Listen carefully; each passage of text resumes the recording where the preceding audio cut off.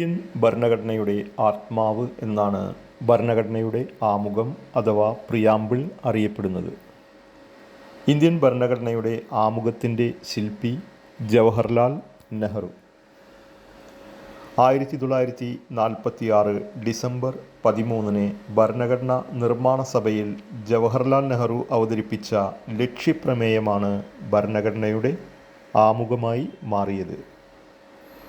Indian ഭരണഘടനയുടെ ആമുഖം ആരംഭിക്കുന്ന വാചകം നാം ഭാരതത്തിലെ ജനങ്ങൾ, we the people of India.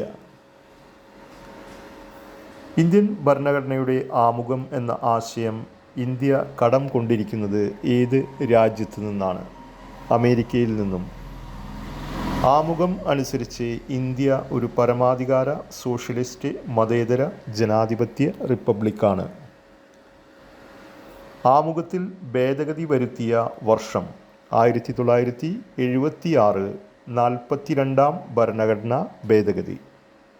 Indian ഭരണഘടനാ ആമുഖം ഒരു തവണ മാത്രമേ ഭേദഗതി വരുത്തിയിട്ടുള്ളൂ. 42-ാം ഭേദഗതി പ്രകാരം ആമുഖത്തിൽ കൂട്ടിച്ചേർത്ത വാക്കുകൾ ഏതെല്ലാം?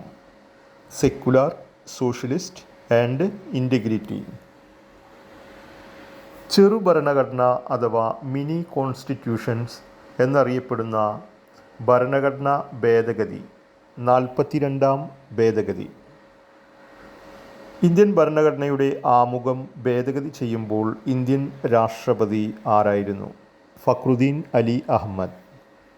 ആമുഖം ഭേദഗതി ചെയ്യുമ്പോൾ ഇന്ത്യൻ പ്രധാനമന്ത്രി ആരായിരുന്നു? ഇന്ദിരാഗാന്ധി.